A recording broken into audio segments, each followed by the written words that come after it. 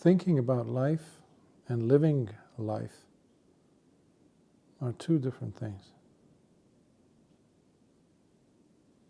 Theories, ideas,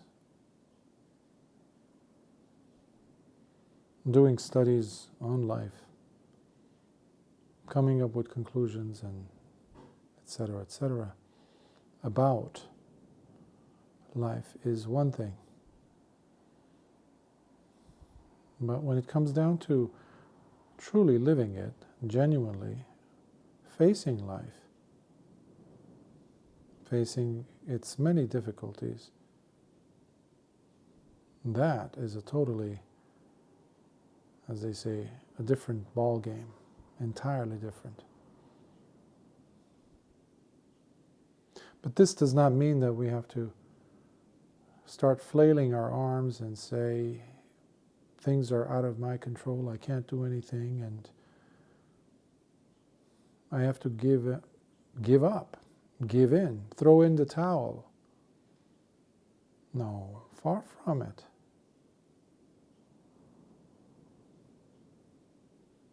The tools we have to understand life, to face and deal with difficulties, although they are different than life, as far as living it, they are tools. They are there to help us. They're not supposed to bind our arms, our hands, our abilities. We have to not lose our appetite to improve, to at least do our very best, to improve on our behavior from yesterday, behavior that was not the best behavior that we could have shown the world. But in order for us to do that, we have to first stop the bleeding. In the sense that we have to address that which is really a priority in our lives. Having goals is one thing. Having an objective is important. Having goals is really necessary to know where you're headed, to know where you're going. In this project, at least in your week, in your day, this year, this keeps things in perspective. Something that we're losing every day, this humanity of ours, so much of it is being wasted on things that are not conducive to that, towards that objective. Either, if we have objectives, they're very, very short-sighted, they are even not well thought out. They don't have the long-term goals in mind. Or they do not take into consideration where we are and what our capabilities are. So many a time those objectives or goals are over the top. They are far, they're unrealistic. It's almost like we knowingly make those goals for ourselves so that we fail. And then we can turn around and say, see, I knew I was going to fail. That's self-sabotage. That's not going to serve anyone, especially us, the world. And we're going to keep on bleeding. So something is leaking somewhere. There is a lack in considering what, or at least where your attention must go first. So goals are one thing, but something else is happening here. Being objective, for example, in many cases, people have forgotten to be objective. You've heard me many times mention about the influence, the terrible influence on the mind, the emotional state of people, of individuals, families, partners, husbands and wives, children and their parents, everybody. We are living a disoriented life where we have lost connection to reality, to objective reality. So first we have to fix that. That is leakage. That is bleeding, in fact. So in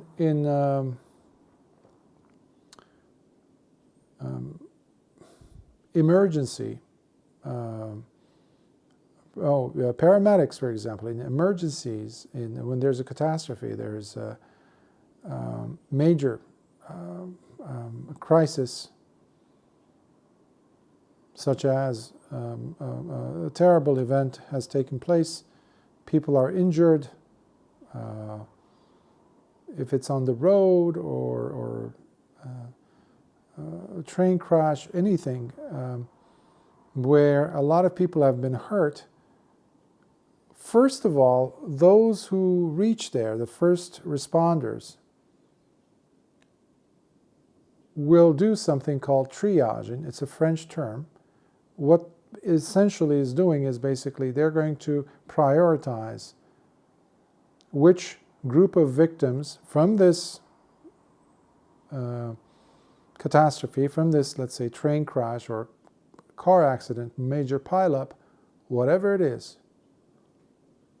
They will look very quickly at the and try to trace the worst cases. If there's a bleeding going on, if there's even terrible things, let's say bones fractured or the variety of injuries, but they will look at the most severe and put them in one group and gradually go down to the ones that are scrapes and bruises, maybe scratches, where no internal injuries have taken place. This is triage. So first you have to stop the bleeding. They have to make sure that they can stabilize somebody who's having breathing difficulties. They will die. So they will quickly address the bleeding. If somebody's artery is profusely, it's injured, they're losing blood, that has to be stopped immediately. They cannot delay. That's what I'm after in trying to answer this question. Are you really stopping the bleeding? So before we think about nibbana or liberation or talk, using lofty terms about, where does liberation take us? How is that going to help? Am I on the path? Do you think I'm getting there? Any hints, any clues, any tricks, any backdoor tricks, any backdoor access codes, things like that? First of all, you need to remind yourself that nibbana does not have an algorithm for you to cheat your way.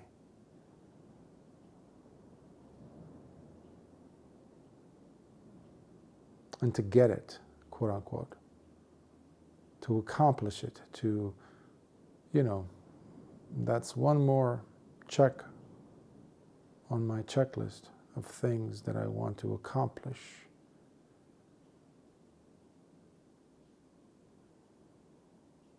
So how is you accomplishing anything outside of you really going to bring you true happiness? Because nibbana has everything to do with you stopping the bleeding first. Most people are running around looking at outside of themselves, elsewhere. People want to be happy by having that thing in their lives, that person in their lives, that position, that being able to obtain that, whatever that might be for you, for them.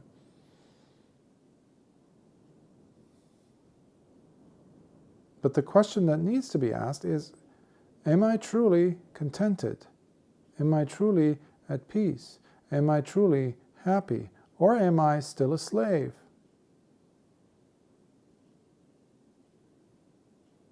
Because oftentimes the heavy chains, those links on the chains are so heavy, but because we've been wearing them so much for so long and making excuses for them, that we've even stopped to notice them.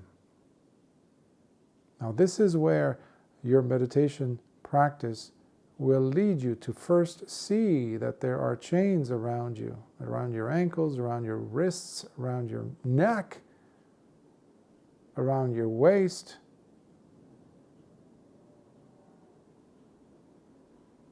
These are not just colorful or flowery words I'm trying to weave for you here. I'm just trying to say, to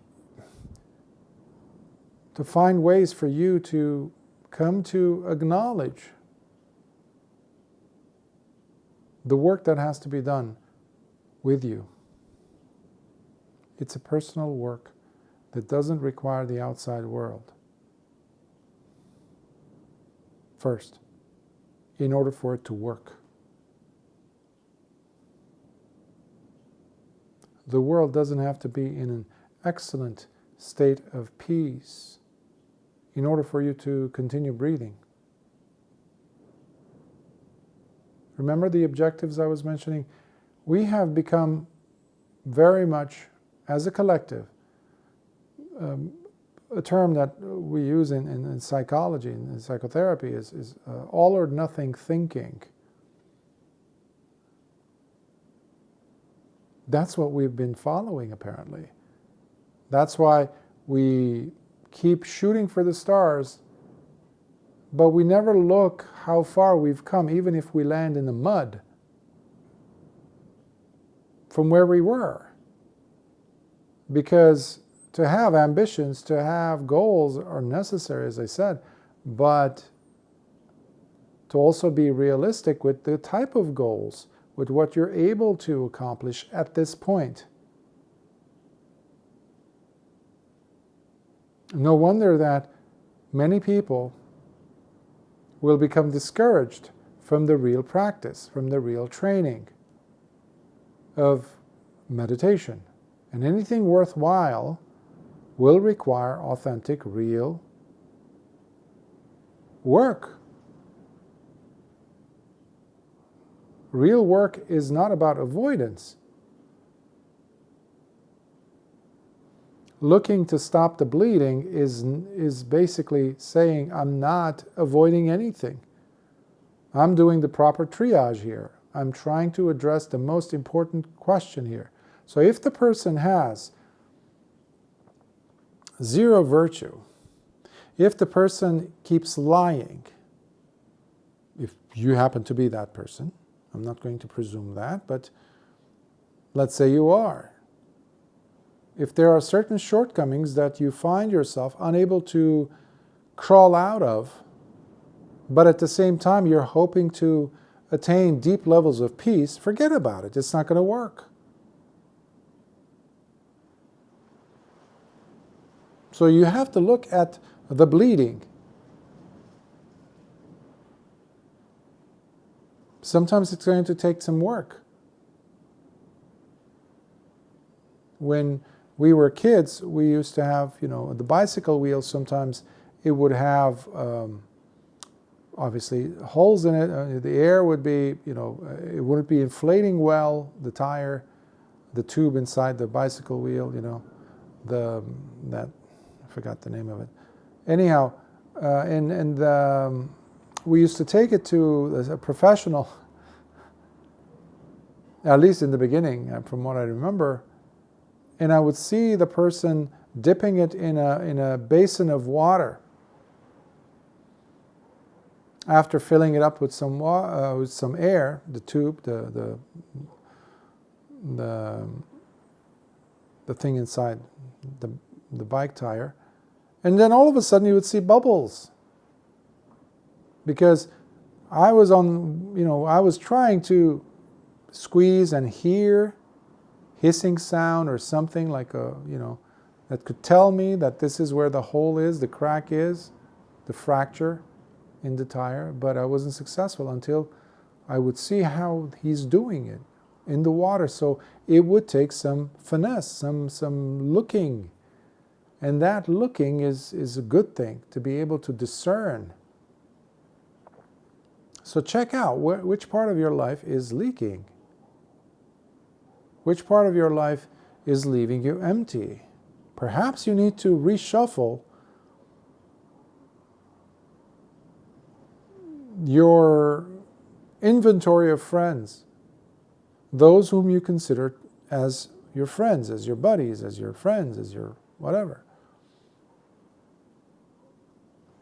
Are you spending time talking with individuals, interacting with people, companions, whether at work or outside, in social settings or whatever, where you are doing and saying things that later on you feel not so good about?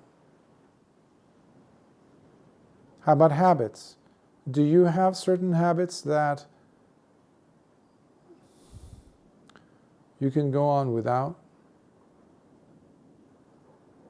Time-wise, energy-wise, money-wise, are they stripping you from resources? So already you're getting an idea how to address the leakage.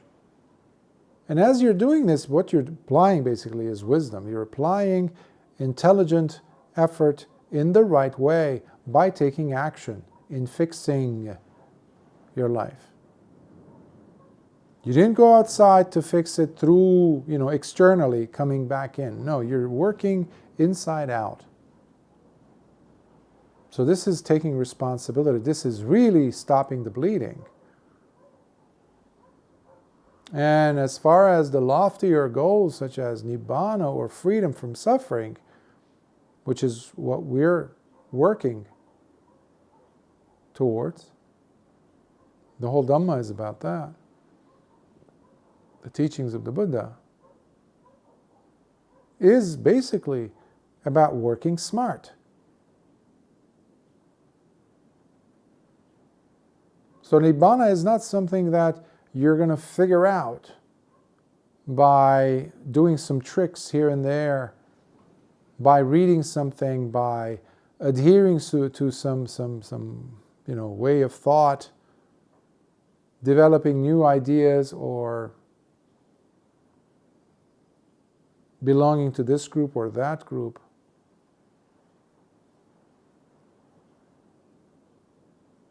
It's a training. The Buddha would call it anupubbasika. It's a progressive, it's a gradual process, it's a gradual training. But it definitely delivers. Just like you making these tiny changes in your life will completely transform your life. And guess what? You just laid the ground. You build the bridges towards the other side, towards the other shore, which Nibbana is often described as, because it crosses over the flood.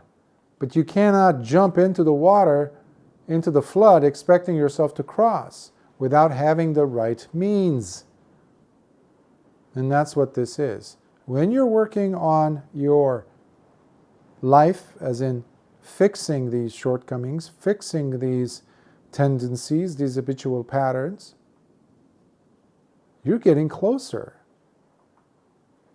Another term that we have in the Pali text is parisuddhiya, purification of the heart. You're purifying your mind, you're purifying, but it doesn't happen in one shot.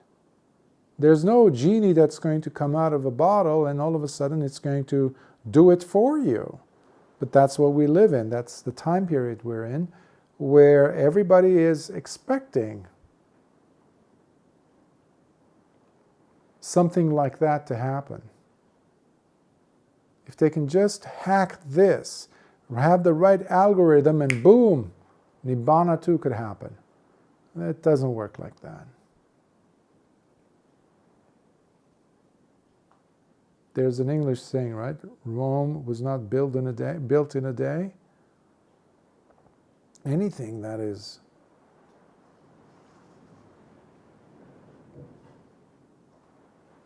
worthwhile, it requires work. Experience requires work, time, energy. If someone's going to become a medical doctor, if someone's going to become an engineer, or an engineer that's going to build the next Eiffel Tower, or the Eiffel Tower's construction, all that takes time, energy, effort, progressive, gradual. But you need to have the base for the Eiffel Tower. You can't start with the top. Can you start with the 10th story? When your goal is to have 12-story building, and you're completely avoiding building the base, the foundation of the building. You just say, no, I'm just going to build the 10th floor up there in the air. It doesn't work. It needs at least some type of a structure, some scaffolding, something that'll hold it up. So I'm using all these images to help the triage, that process of prioritizing what needs to be done first. Because in our zeal, in our effort, in our even resoluteness to free ourselves from suffering, we often forget that we have a body, we have emotional issues many people have, we have tendencies, we have certain unhealthy tendencies in many cases. Or at least our time management isn't what it needs to be. So revisit your inventories of interests. And what is it that you really want? Wanting Nibbana means nothing. Even the Buddha says, who cares to have that goal or not have that goal? The important thing is to be putting the effort, the right effort, in the right way. So stop the bleeding by working on what has to be fixed now. And don't worry, you have the trajectory. If you really want to be free from suffering, the big S, suffering, to be free from it, which is the big N, right? Nibbana, extinction of craving, extinction of suffering. You need to look down at your feet. Where are you standing? Well, we start from there. Let's start from there. Sukhyot.